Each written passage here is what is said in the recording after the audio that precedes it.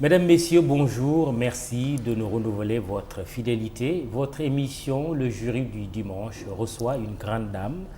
Il s'agit de la maire ou du maire de la ville de Dakar, la capitale sénégalaise. Soham El Wardini est maire donc de Dakar depuis septembre 2018. Bonjour. Bonjour Mamadou. Merci d'avoir accepté notre invitation. Vous êtes conseillère municipale à la ville de Dakar depuis 2009, élue en 2014 première adjointe au maire de Dakar, aux côtés de Khalifa Ababacar Sall. Lu dans votre biographie, lorsque vous posez la question à son frère Émile, comment vous décririez votre sœur, la réponse tombe sans hésitation, une mère de famille. C'est le rôle qu'elle a toujours assumé, surtout après le décès des parents. Mère comme maman donc a une homonymie qui s'appelle mère M-A-I-R-E. Y a-t-il une ressemblance entre mère et mère dans la gestion des affaires de la cité? Oui, il y a une ressemblance parce que, comme j'ai l'habitude de le dire, la gestion d'une mairie, c'est comme la gestion d'un foyer. Ah oui. Nous avons des compétences transférées que sont le cadre de vie. À la maison, c'est la femme, la mère qui s'occupe du cadre de vie, de l'environnement de la maison. Quand il s'agit d'économie, on peut dire que c'est toujours la mère de famille qui s'occupe de l'économie. Je vous parlais de la dépense quotidienne, de toutes les dépenses liées au bon fonctionnement de la maison. Et quand on parle d'éducation, la mère, surtout chez nous au Sénégal, c'est surtout la mère qui s'occupe de l'éducation des enfants, c'est elle qui va aux rencontres avec les parents d'élèves, c'est elle qui s'occupe des devoirs à la maison. Donc, toutes ces compétences font que une femme à la tête d'une mairie, c'est une mère qui va s'occuper de tous les besoins des populations. Avoir plus de mère comme mère que de père comme mère. Oui, Ah oui. je dirais oui. Plus de femmes mères Oui. que d'hommes mères. Pourquoi nos mairies s'en porteraient mieux? Pourquoi? Parce Si, que si nous avions plus de femmes. Oui, parce que la sensibilité féminine, c'est une touche qu'il faut mettre maintenant, je pense, dans les mairies. Vous savez, si on prend le département de Dakar, par exemple, dans les 19 communes, cette législature passée, il n'y avait pas une seule femme maire. J'étais la seule femme maire de la ville de Dakar. Sinon, dans toutes les 19 communes, il n'y avait que des hommes à la tête de ces mairies. La première dans l'histoire. La première dans l'histoire du Sénégal indépendant. Ouais. Né à Latmingué, d'un père libanais et d'une mère sénégalaise, vous êtes une bonne Saloum Saloum. Formée à l'école normale supérieure, vous avez exercé pendant plusieurs années dans les établissements d'enseignement sénégalais en tant que professeur d'anglais. Engagé dans le leadership féminin, vous ne l'êtes pas moins politiquement. Témoin, votre entrée en politique en 1999 avec une adhésion à l'AFP dirigée par Moustapha Niasse. Vous y occuperez les fonctions de secrétaire général de l'Alliance pour les forces de progrès de la commune de Mermoz-Sacré-Cœur, présidente des femmes du département de Dakar et membre du bureau politique du parti dirigé par Niasse. Donc, mesdames, messieurs, nous recevons donc Soham El Wardini, maire de Dakar, dans ce jury du dimanche, iRadio, iTV, imedia.sn. Êtes-vous toujours militante de l'AFP? Une militante qui a peut-être gelé ses activités. Donc, il faut le reconnaître, depuis 4 ou 5 ans, je ne participe plus aux réunions. C'était un petit problème que je préfère ne pas évoquer. Mais vous n'avez pas démissionné? Non, je n'ai pas démissionné. Vous n'entendez pas démissionner? Non, et je n'ai pas été exclue. Ouais. Voilà. Oui, et vous avez gelé vos activités, mais pourquoi? Voilà. Pourquoi? Mais vous savez, en politique, Oui. on a toujours quelques désagréments qui font que vous préférez prendre du recul. Bon, je suis dans cette position, je ne sais pas ce qui va arriver demain, Dieu seul le sait. Oui, et depuis, il n'y a pas de contact entre vous et Si, le président du parti, Moustapha Niasse? Si, c'est un grand frère, c'est un homme que je respecte beaucoup. On se parle de temps en temps. Ah oui? Et avec mes anciennes camarades, il y en a qui sont avec moi parce que quand j'ai eu ce petit problème à l'AFP et que j'ai gelé mes activités, certaines femmes de mon département m'ont suivi Et nous nous sommes organisés en tant que femmes de développement et nous réussissons toujours chaque mois, le 11 de chaque mois. Et nous faisons des activités de développement.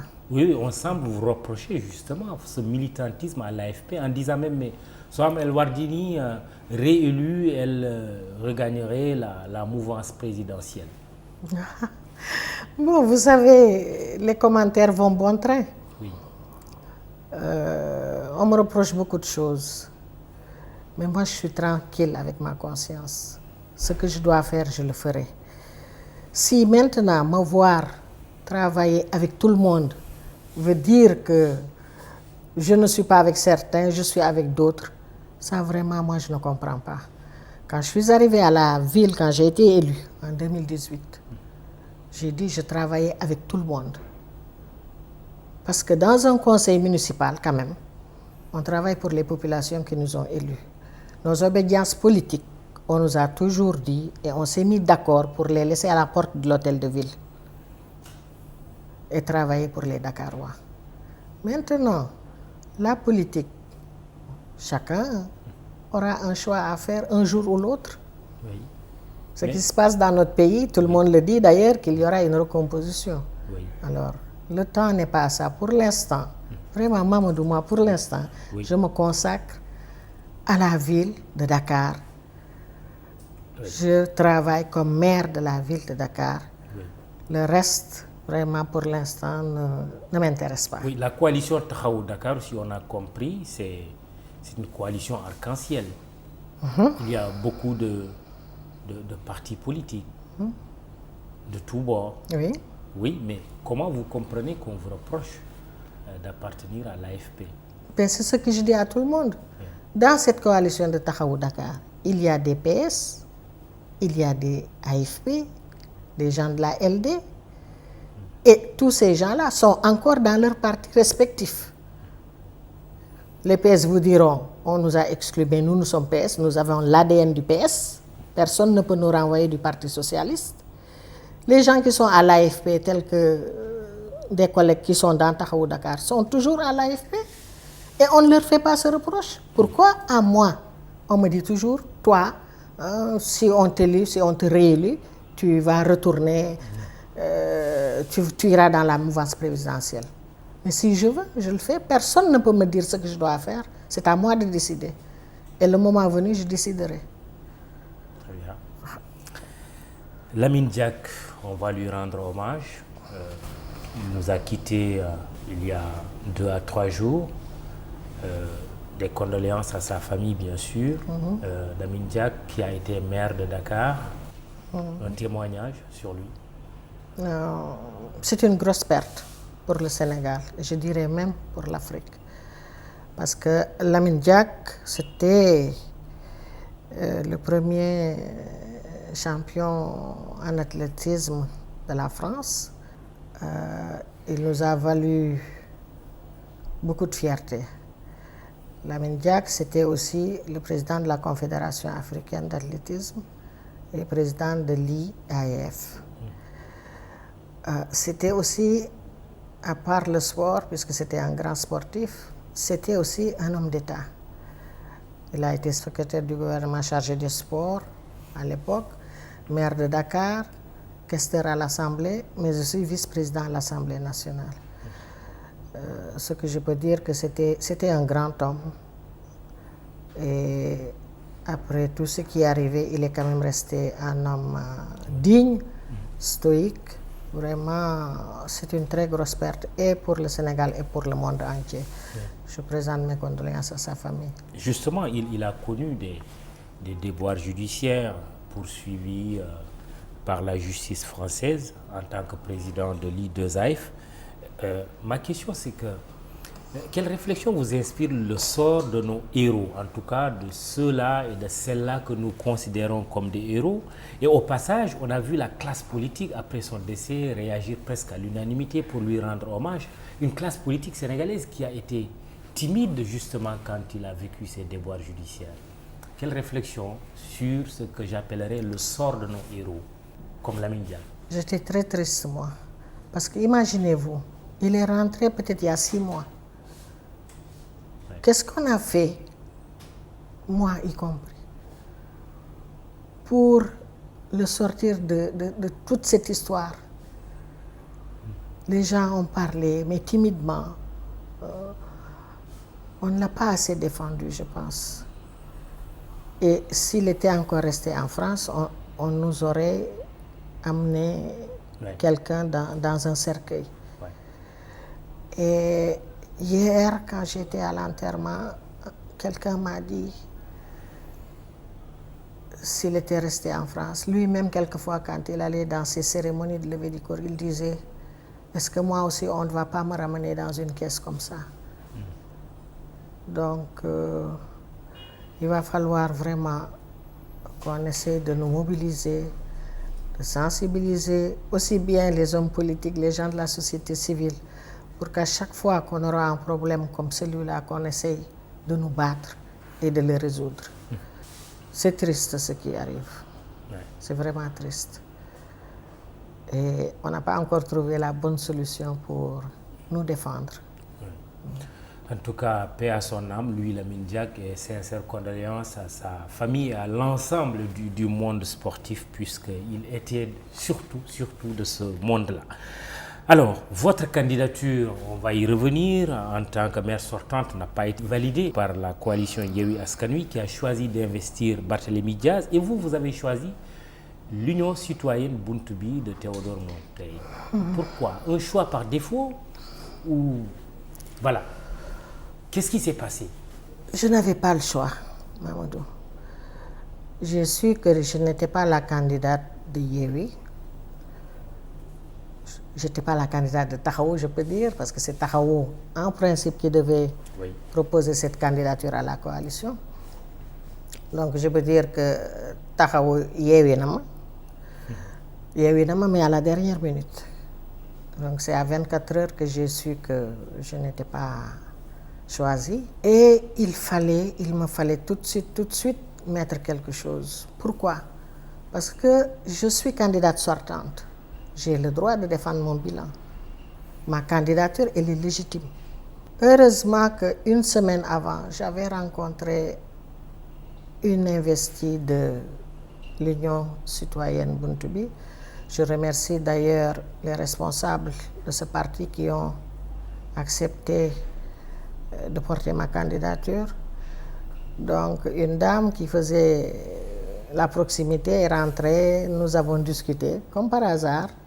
Je lui ai posé la question de savoir s'ils avaient investi quelqu'un au niveau de Dakar. Elle me dit non, on n'a que dans les communes. Et j'ai gardé ça à l'esprit. Et ce jour, quand on m'a annoncé cela, j'ai tout de suite passé à la dame et je les ai contactés pour voir si je pouvais prendre la tête de liste pour la ville de Dakar. Oui. Et ils étaient vraiment contents et ravis de m'avoir dans ce parti. Oui. Pourquoi j'ai choisi Union citoyenne? Parce que je me suis dit que dans ce parti, on prône les valeurs du civisme, de la citoyenneté. Ça correspondait exactement à ce que je voulais faire. Parce que moi, Mamadou, je ne veux pas être président de la République. Je veux être proche des populations. Et je me suis dit, étant dans une collectivité territoriale, je pouvais travailler autour de moi, aider les gens autour de moi, en quelque sorte être mélangé, comme on dit en Wolof, être mélangé, partager avec les populations autour de moi. Donc c'est ça seulement qui m'intéresse, rien d'autre ne m'intéresse. Je suis candidate à la ville de Dakar et je pense que je ferai tout ce que je peux, d'abord en présentant mon bilan aux populations, parce que nous avons beaucoup fait. Au niveau de la ville, nous avons fait énormément de choses. Vraiment, moi, je trouve que nous avons un bilan élogieux. Peut-être que nous allons revenir sur cela. On va en parler. Union citoyenne Buntu Bi, mais aussi vous avez été soutenu par le caucus des femmes leaders. Oui. Comment vous vous présentez? La candidate des femmes? On peut dire la candidate des femmes, mais aussi la candidate des hommes aussi et des jeunes. Je suis entourée d'une équipe où il y a beaucoup de jeunes. D'ailleurs, la directrice de ma campagne est très jeune. C'est une dame. Et il y a beaucoup de jeunes donc autour de moi qui travaillent à cette candidature. Le caucus des femmes que je voudrais au passage remercier encore, mais il n'y a pas que le caucus des femmes. Fat Sarsow s'est beaucoup investi pour les têtes de liste femmes, qu'on essaie de nous réunir, de les supporter et d'essayer de faire élire au moins 10% de femmes. Ça va être un peu compliqué, mais de toute façon, on y est. Mais toutes les autres organisations des femmes, telles que le Réseau Civil Jigéen, le COSEF, l'AFSDU, l'Association des femmes diplômées des universités, toutes ces dames sont venues vers moi. Et récemment, la semaine dernière, le professeur Ndioro Ndiaye aussi a tenu un séminaire vraiment pour ces têtes de liste femmes, un séminaire pour les mettre au fait de ce qui va se passer le jour des élections. Donc je pense que toute la classe, pas la classe politique, la société civile, je veux dire, les femmes intellectuelles se sont mobilisées vraiment pour accompagner toutes ces femmes afin qu'elles puissent gagner ces mairies. Oui. Et je pense que cette fois-ci, ce sera une première parce qu'on a senti vraiment un élan de solidarité de toutes ces femmes qui veulent accompagner les têtes de liste femmes. Oui, sauf que les femmes, quand elles arrivent à des niveaux élevés de responsabilité, on parle toujours de première. On parle de vous comme étant la première femme maire de Dakar depuis que le Sénégal est indépendant. Jusqu'à présent, nous n'avons pas eu de candidate à la présidence de la République. Il y a eu quelques manifestations, quelques velléités, mais ce n'est jamais allé jusqu'au bout. Est-ce que vous pensez qu'être femme et candidate à ce niveau de responsabilité élevé est plus un atout qu'un handicap ou plutôt le contraire? C'est un atout, je pense. Parce que vous voyez, cette voie-là qui venait d'être ouverte, la première femme maire de Dakar, et je l'ai toujours dit, je l'ai crié sur tous les toits, partout, dans tous les ministères, même au niveau du président de la République, j'ai dit, Monsieur le Président, il faut valoriser la femme sénégalaise. Ce n'est pas la personne de soi, mais c'est la femme qui, pour une première, est maire de la capitale sénégalaise. Je crois que la voie était ouverte pour que nos enfants, nos filles, nos sœurs puissent oser postuler à de tels postes. Si moi, pour la première fois, je suis maire de Dakar, je devais en principe être choisie pour faire le bilan, voir si une femme était capable de faire des merveilles, je vais dire, au niveau de la municipalité. On élimine cette femme pour ramener un homme. C'est une porte fermée. Alors vraiment, moi, je remercie le bon Dieu parce que le bon Dieu m'a ouvert une porte. Cette porte-là, c'est l'Union citoyenne Buntubi. Oui. Et je me suis engouffré sur cette porte et je prie le bon Dieu. Et je pense que je serai réélu, Inch'Allah. Ah oui. Et vous y croyez? J'y crois. Face à vos challengers, voilà. Bon, on parle de Barthélémy Diaz, Abdoulaye Diouf Sarr, Doudou Wade, Pape Diop. Face à tout cela, vous pensez... Hommes. Oui, 5 hommes. 5 hommes et contre une femme en face. Oui. Voilà, je pense que... Et vous allez les battre? Je pense que je vais les battre, Inch'Allah. Je travaille pour cela. Très bien. Jury du dimanche iRadio ITV, imedia.sn, notre invité Soham El Wardini, maire sortante de la ville de Dakar. Parlons de votre bilan. Cela fait 3 ans que vous êtes à la tête de la capitale sénégalaise. Un bilan de 3 années quand même. Oui. Oui. 3 années. Comment il se présente ce bilan? Je suis satisfaite. Oui. Et je pense que l'équipe municipale aussi l'est. Ce bilan, on peut peut-être dire que c'est un bilan de 2014 à nos jours. Oui. 2014, donc avec mon prédécesseur, Khalifa Ababacar Sall. Donc nous avions commencé des grands projets structurants. Je vais citer quelques-uns. Si je parle par exemple de l'éclairage public, nous avons maintenant 52 000 points lumineux. Et ces 3 dernières années, nous avons fait 25 000 points lumineux nouveaux. Nous avons fait du relamping.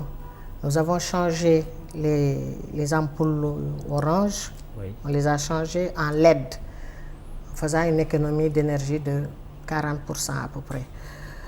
Sur donc tous les quartiers de Dakar, l'intérieur des quartiers, nous avons tout changé. Si vous voyez par exemple au plateau, Au plateau, nous avons changé tous les poteaux. C'est des nouveaux. On les a remplacés sur l'avenue Roume, vers le Grand Théâtre.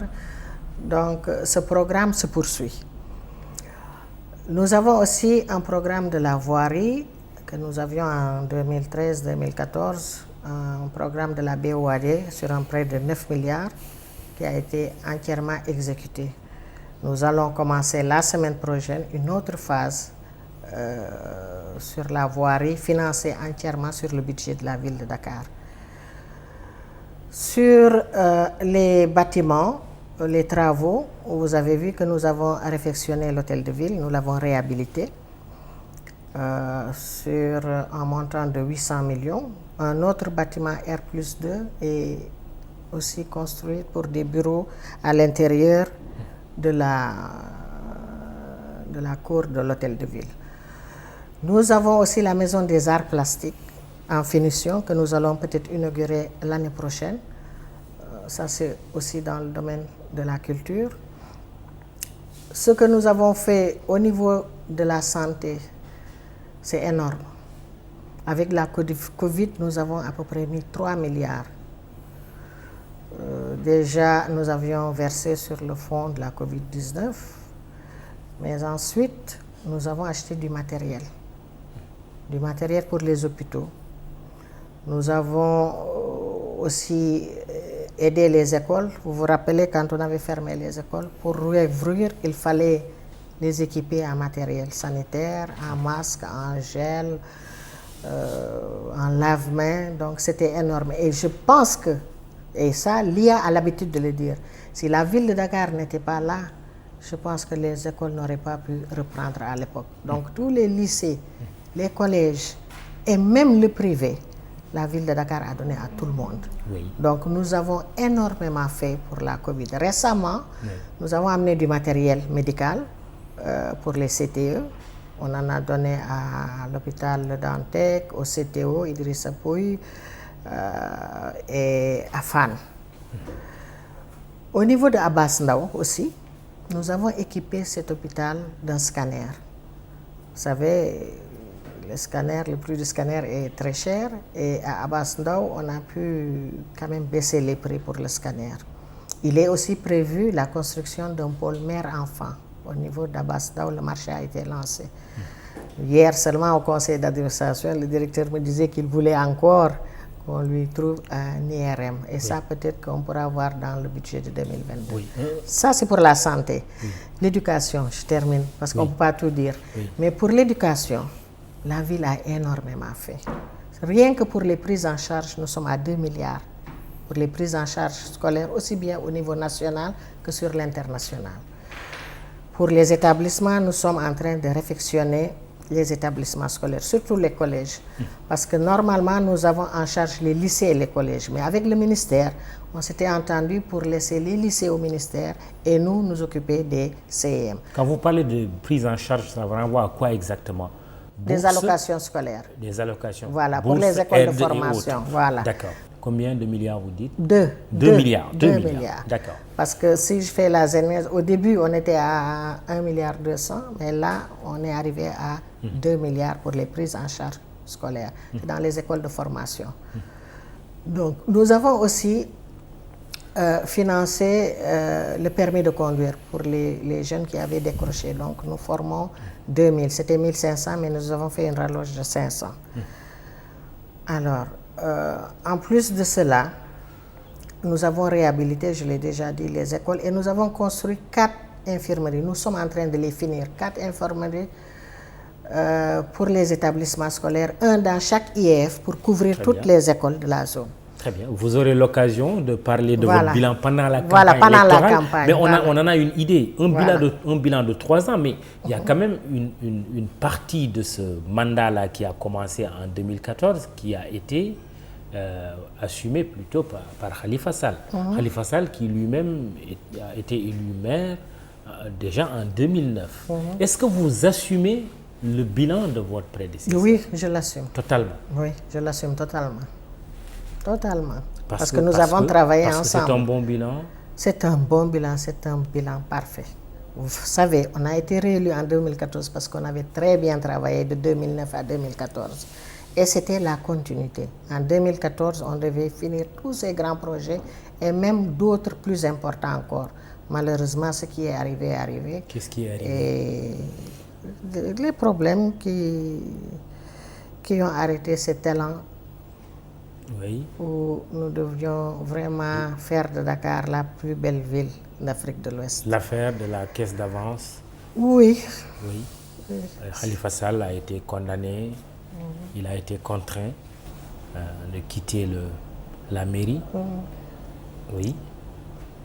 Comment vous avez vécu dommage. cet épisode? Ah, c'était très dur. C'était très dur. Un épisode que vous considérez comme une injustice faite à Khalifa Sall ou plutôt les reproches qui lui sont faits sont fondés? Ah non, je ne peux pas dire cela. Je me suis battue pour le faire libérer. Donc pour moi, c'était injuste qu'il soit condamné. Parce que cette caisse d'avance, je ne veux même pas en parler parce que ça me rend très triste. D'autres personnes l'ont utilisé. Et ce qui est arrivé. Mais c'est une page tournée. Oui, mais sauf que vous n'avez pas été soutenu là. Alors que vous aviez besoin de défendre votre bilan, Oui. que vous assumez d'ailleurs, votre bilan et celui de Khalifa Sall. J'assume. Et ça, vraiment, je ne voudrais pas y revenir. Cette question, il faudra peut-être lui poser. Parce que moi, j'ai été surprise et je n'ai rien compris. On parle aussi beaucoup de la ville de Dakar en termes de blocage, en disant qu'un maire issu des rangs de l'opposition, en tout cas qui n'a pas de bon rapport avec le pouvoir central, a du mal à travailler. C'est une vue de l'esprit ou c'est une réalité vécue? Vous savez, c'est pour cela qu'on m'accuse de tous les maux. Quand je suis arrivée, Mamoudou, c'est vrai que la mairie était bloquée. Mais je me suis dit que moi, collectivité territoriale, démembrement de l'État, je suis obligée de travailler avec l'État. Et j'ai tout fait pour me rapprocher de l'autorité, pour pouvoir travailler. Ce n'est pas parce que je suis de l'opposition que je dois me braquer. Moi, cette mairie-là, je ne l'utilise pas pour des fins politiques. Non, je suis là pour travailler pour les populations. J'ai été élue pour les populations, donc je travaille dans ce sens. Et là, si on ne travaille pas avec l'État, comment on va travailler? Ce samedi, vous étiez aux côtés du chef de l'État, justement, Oui. dans le cadre du Cleaning Day. Voilà. Oui.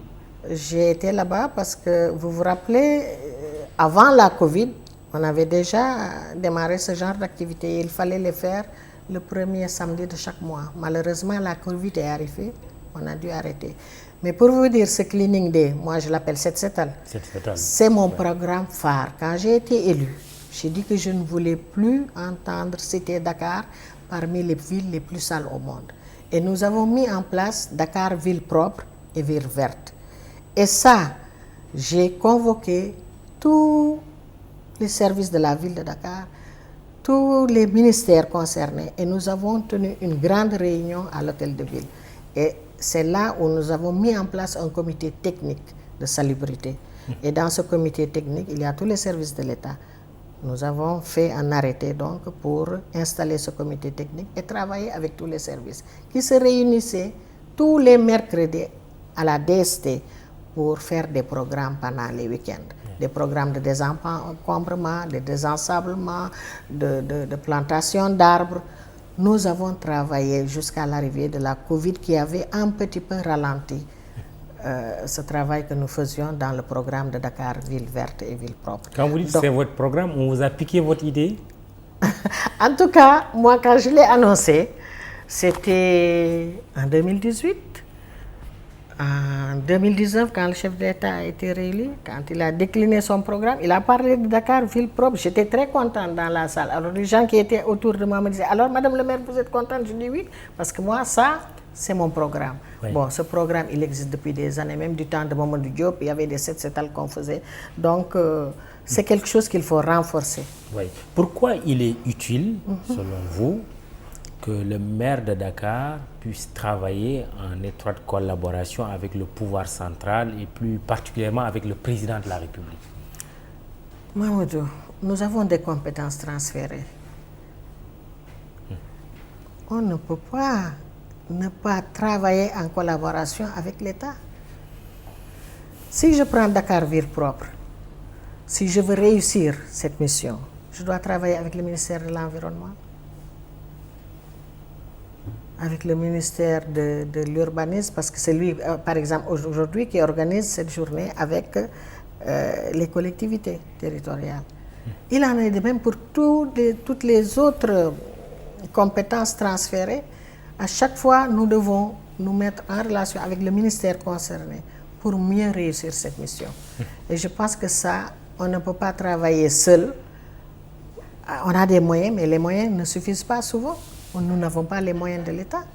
Il nous faut travailler en étroite intelligence, en parfaite intelligence avec l'État pour réussir nos missions différentes. Dakar, la capitale du Sénégal.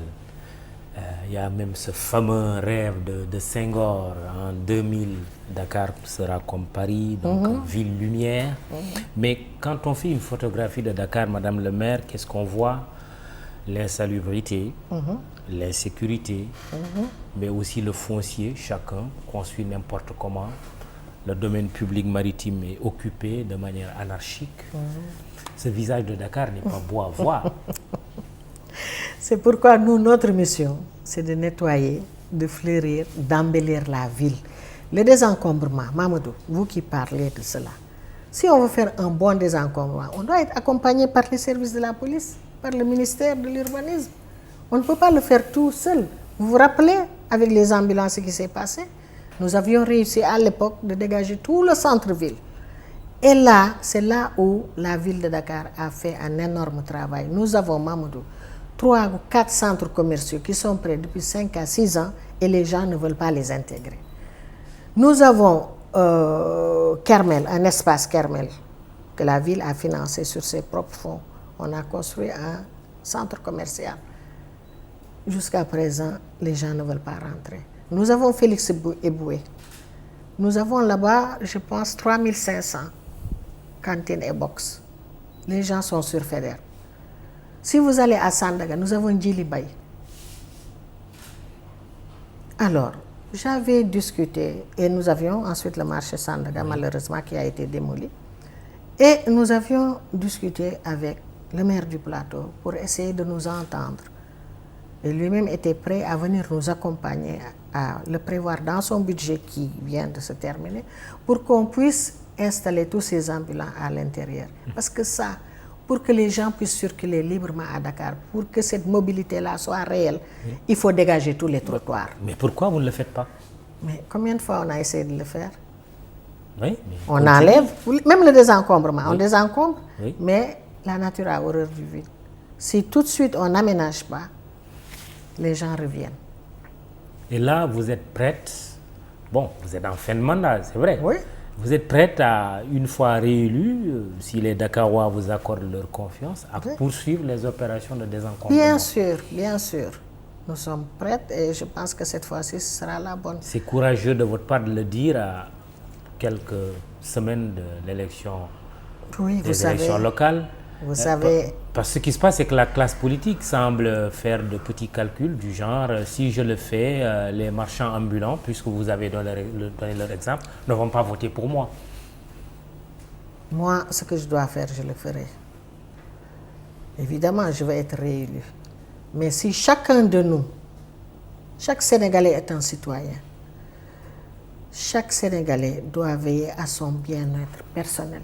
Vous savez, quand on avait dit Dakar Ville Propre, il n'y avait pas encore la Covid. Quand on a parlé de propreté, la Covid n'était pas encore là. C'est 1 an après qu'on a eu cette maladie, cette terrible maladie. Il faut que les gens puissent savoir ce qu'ils veulent exactement. On ne peut pas vivre dans un environnement aussi sale et être en bonne santé. Ce n'est pas possible. Nous devons vraiment revoir nos comportements. Et cela, il nous faut sensibiliser tout le monde. Vous savez, les adultes sont déjà adultes, déjà ils ont leurs habitudes. Mais c'est pourquoi nous, au niveau de la ville de Dakar, nous avons choisi d'aller à la base, dans les écoles. Parce que dans ce programme Ville Propre, nous sommes allés dans les établissements publics, sensibiliser les enfants, les éduquer à l'environnement, planter des arbres. Alors nous essayons déjà de leur faire adopter ces comportements des éco-gestes qui font que nous aurons un environnement sain où il fait bon vivre. Et c'est cela que nous allons continuer avec les enfants, mais aussi avec les personnes en les sensibilisant. Très bien. Tout à l'heure, vous avez dit le marché de Sandaga a été malheureusement démoli. J'ai tout de suite capté l'adverbe malheureusement. On sait que vous n'y étiez pas favorable. On pouvait faire quoi à la place de la démolition? Qu'est-ce qui pouvait être fait? On pouvait réhabiliter.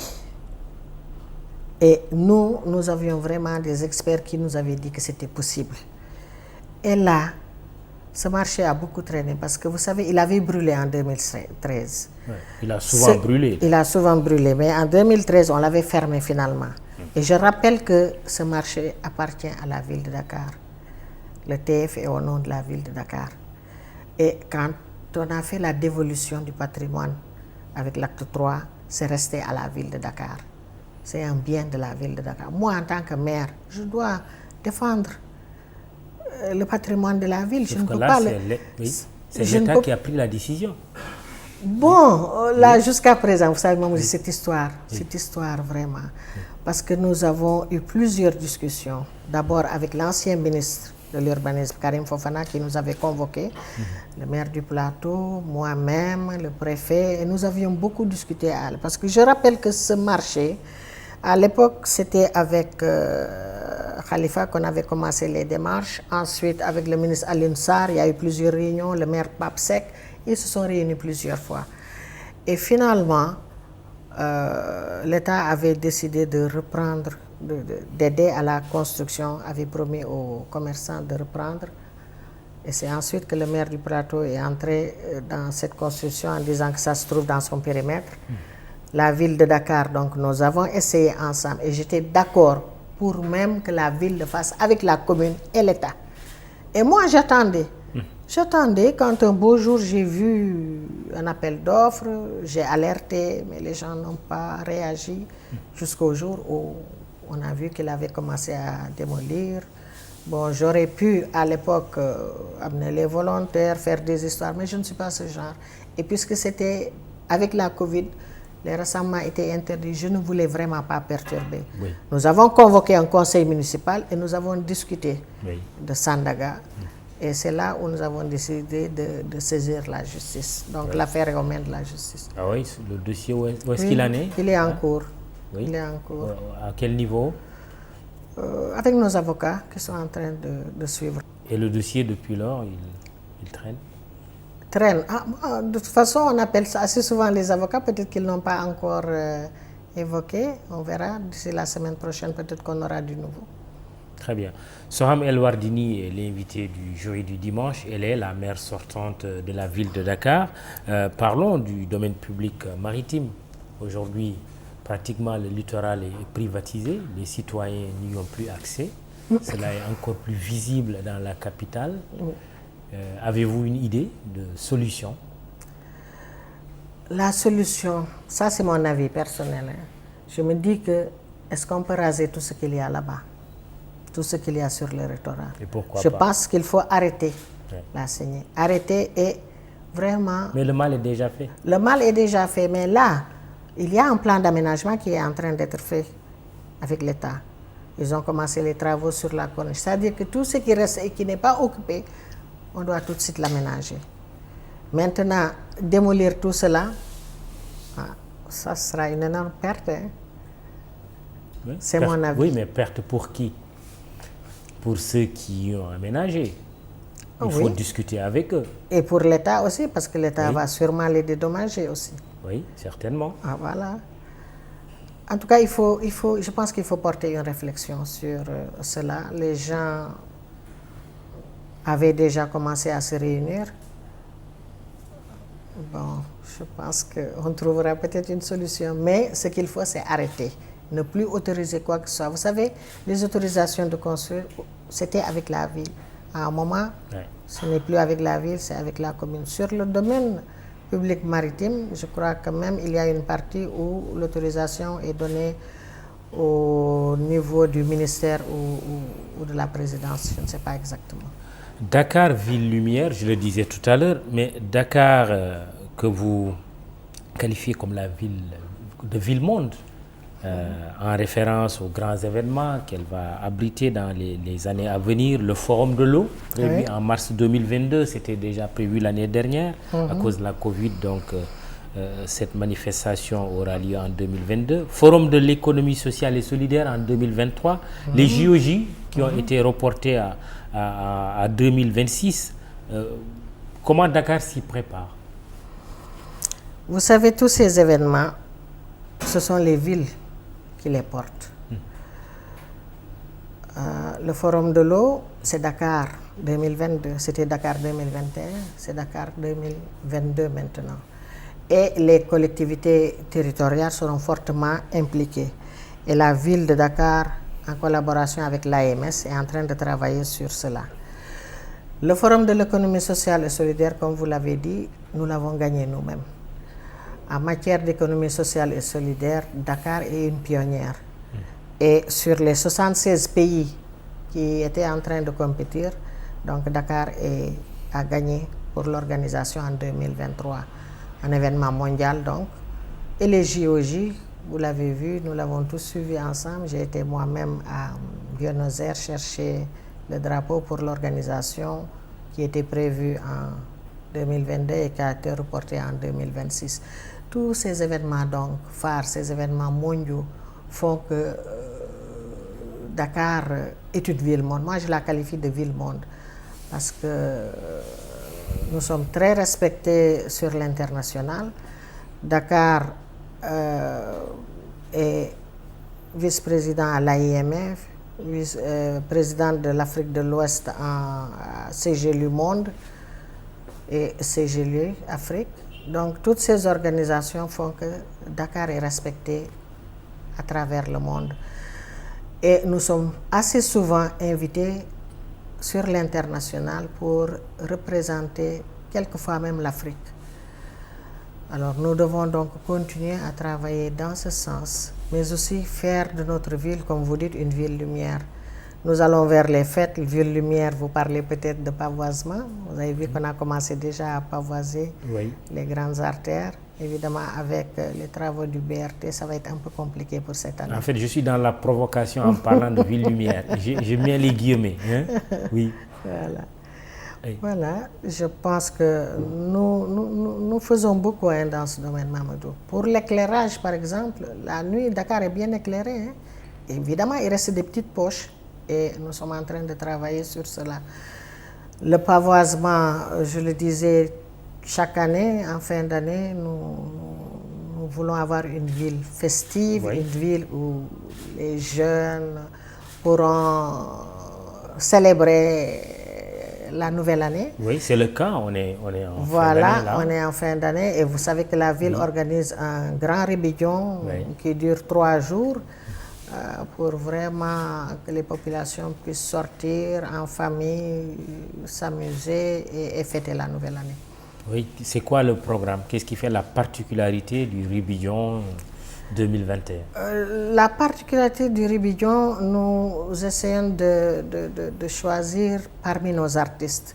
Bon, 1 ou 2 fois, nous avons amené quelqu'un de l'extérieur, mais là, c'est surtout au niveau de Dakar, au niveau des artistes que nous avons, que nous faisons une belle sélection pour essayer de faire un grand show à la place de la nation et célébrer la fin de l'année avec des feux d'artifice. Malheureusement, ces dernières années, c'était un peu interdit. Mais la dernière, on a fait un petit feu d'artifice, alors qu'il y a quelques années, on avait fait un très grand feu d'artifice qu'on nous avait d'ailleurs reproché en nous disant que vous êtes en train de brûler des millions. Mais je pense qu'il est important que les gens quand même puissent de temps en temps sortir, s'amuser, croquer la vie, comme on dit à Belda. Tout à fait. Qu'aurait dit Senghor s'il revenait aujourd'hui, s'il se réveillait? Bon, je pense qu'il serait un peu déçu. Oui. Parce que Dakar, comme Paris, il reste encore beaucoup de choses à faire. Nous y travaillons, nous y mettons toutes nos forces, mais je crois que l'implication des populations aussi est très importante.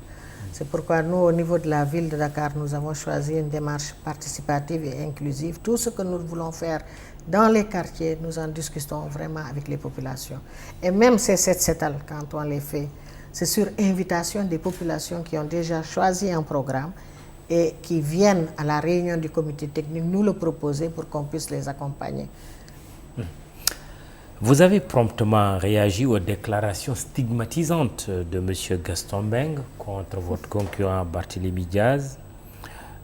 Vous avez condamné les propos qu'il a tenus, lui Gaston Mbengue.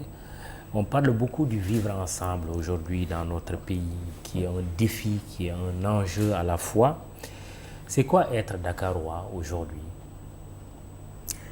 Être Dakarois, c'est être Sénégalais. Vous savez, quand on dit il n'y a pas sans Diaz, Mamadou, il n'y a pas sans Wardini aussi. Je me suis sentie concernée.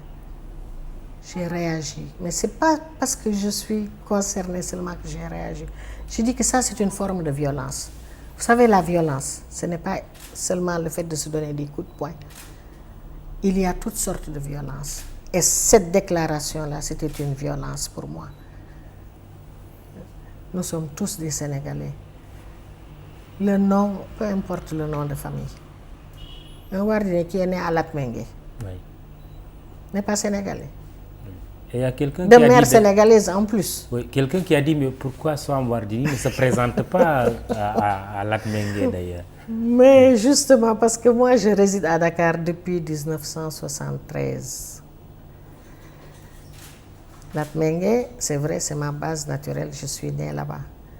Mais je me suis mariée à un moment de ma vie, je me suis mariée et mon mari est Dakarois, il est Lébou.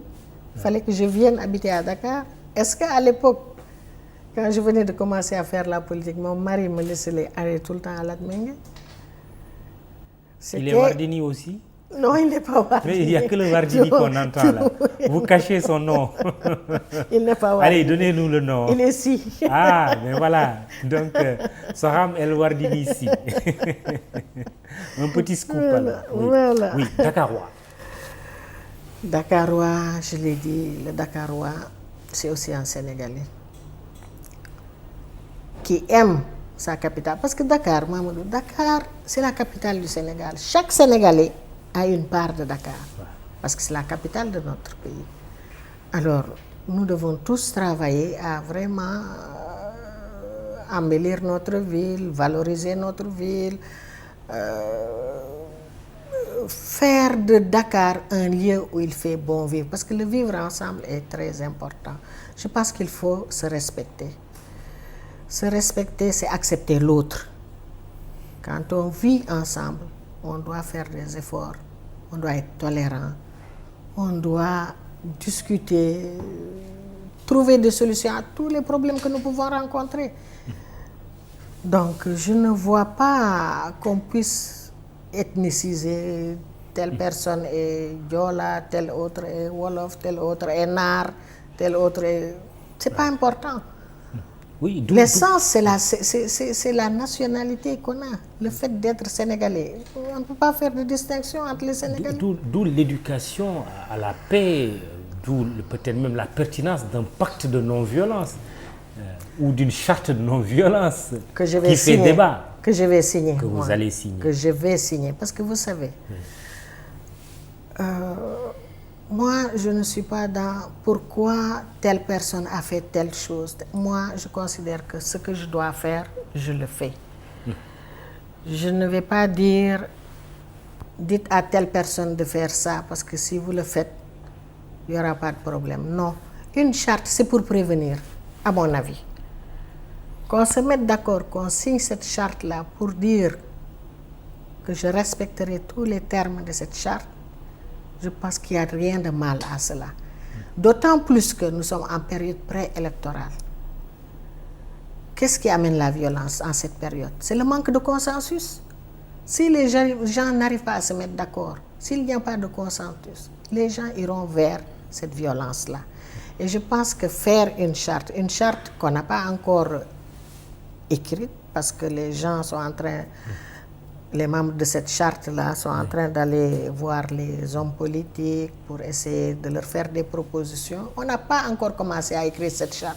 Oui. Elle nous sera proposée. Quand elle nous sera proposée, si on a des amendements, on le fera. Le reste, on signe. En tout cas, moi, je signe. Très bien. Violence, on parle aussi de celles que subissent les femmes et les filles. Violence conjugale, viol. Vous êtes une femme leader. Cette question, elle est toujours là.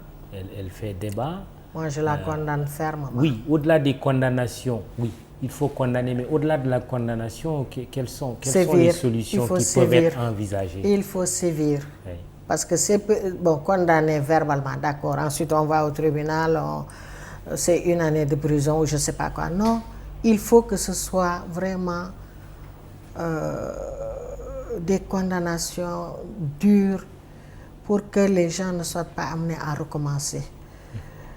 Le viol, par exemple, on a beaucoup parlé de viol ces temps derniers.